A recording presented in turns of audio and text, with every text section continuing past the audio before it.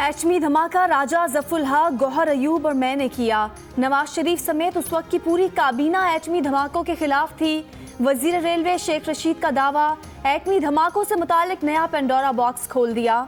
सहाफ़ी ने पूछा, धमाके के वक्त आप कहाँ थे? शेख रशीद ने कहा, धमाकों से पहले मुल्क से बाहर जाना उनकी ड्यूटी थी। ये मुल्की राज हैं, इन्हें राज ही रहने दें। वजीर रेलवे बोले, आने वाले 90 दिन पाकिस्तानी सियासत के लिए अहम हैं। हमें कोरोना के साथ चलना है, माशी मसाइल के साथ बजट भी पेश करना है। उन्होंने वज़ीर आला पंजाब से लाहौर को 3 दिन की बजाय 2 रोज़ बंद करने की दरख्वास्त की है।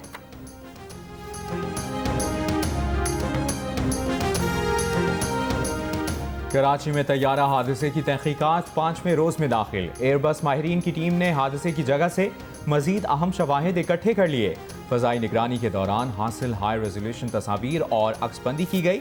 तबाहशुदा तैयारे का 90% मलबा कराची एयरपोर्ट मुंतकिल। एक मुतासरा इमारत पर मौजूद तैयारे का पर और इंजन उतारने के लिए तकनीकी टीमें हादसे के मकाम पर मौजूद।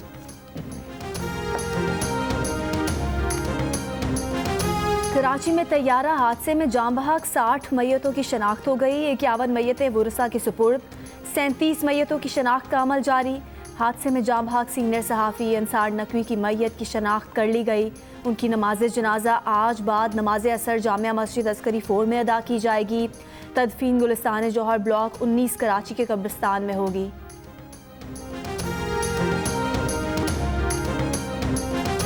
मुल्क भर में कोरोना काबू से बाहर होने लगा। अमवात की तादाद बढ़ने लगी।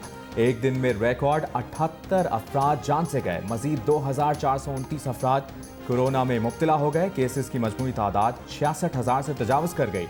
मुल्क भर में अमवात की मजमूई तादाद तकरीबन 1400 हो गई।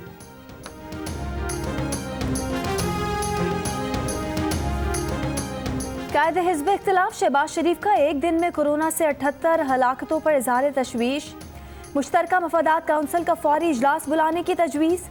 कहा, अमवात की बढ़ती तादाद डॉक्टर्स और माहिरीन के खदशात की तस्दीक है। कोरोना और टिड्डियों के खात्मे से मुतालिक हुकूमती पॉलिसी नाकाम हो चुकी। विफाक और सूबे हालात का असर नौ जायजा लेकर इक़दामात करें।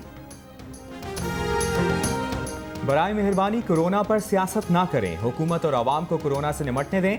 वो अपने खुसूसी शहबाज गिल का रद्द-ए-अमल। कहते हैं, नून लीग सेहत का तबाह हाल निज़ाम छोड़ जाने का जिम्मेदार मौजूदा हुकूमत को ठहरा रही है। वक्त ने साबित कर दिया, नवाज शरीफ झूठ बोलकर लंदन भागे। शहबाज शरीफ कौमी असम्बली के उस इजलास में नहीं आए जो उनके कहने पर बुलाया गया था। अवाम आपके झूठ और फरेब को जान चुके हैं।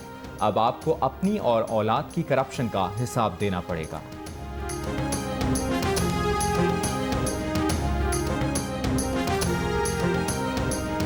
सहाफ़ी अजीज़ मेमन कत्ल केस के 2 मुल्जिमान कंडियारों की अदालत में पेश। गुज़िश्ता रोज़ दोनों मुल्जिमान को 1 रोज़ा जिस्मानी रिमांड पर पुलिस के हवाले किया गया था।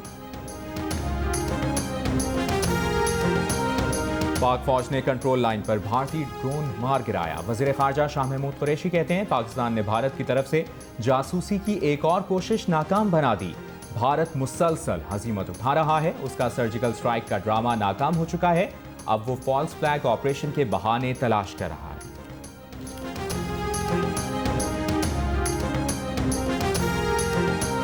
मुआविन खुसूसी आसिम सलीम बाजवा कहते हैं कि गंदम और यूरिया की सप्लाई लिए पहला कार्गो जहाज गवादर पोर्ट पहुंच गया। कार्गो जहाज अफगान ट्रांजिट तजारत के लिए गंदम और यूरिया लेकर इस हफ्ते गवादर पहुंचा। कार्गो जहाज की गवादर बंदरगाह आमद से कारोबारी सरगर्मियां बढ़ेंगी। कौन मुझसे शादी करेगा? ऐशा उमर कौन है? चलो। प्रेस कॉन्फ्रेंस में शेख रशीद की शादी की गूंज। सहाफ़ी के सवाल पर चौंक गए। कहा, मुझसे कौन शादी करेगा? आयशा उमर? ये आयशा उमर कौन है? अदाकारा आयशा उमर ने एक इंटरव्यू में कहा था कि अगर दुनिया में किसी कुदरती आफत के बाद सिर्फ कायम अली शाह, चौधरी शुजात, राना सनाउल्लाह, ताहिरुल कादरी और शेख रशीद जिंदा बचे तो वो शेख रशीद से शादी करना पसंद करेंगी।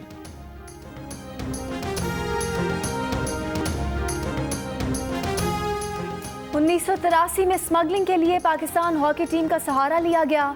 तहकीकात में टीम के कुछ ऑफिशियल्स मुलव्विस निकले। साबिक कप्तान ओलंपियन हनीफ खान का इंकशाफ। कहा, 1 से 1.5 करोड़ रुपए मालियत के सामान में गाड़ियों के पार्ट्स, चश्मों के फ्रेम और VCR शामिल थे। पाकिस्तान का नाम बदनाम होने से बचाने के लिए केस दबा दिया गया। और इस्लामाबाद रावलपिंडी में वक्फे से बारिश का सिलसिला जारी। नाललाई में कटारियां के मकाम पर पानी की सतह 11 फुट और गवालमंडी में 8 फुट रिकॉर्ड की गई।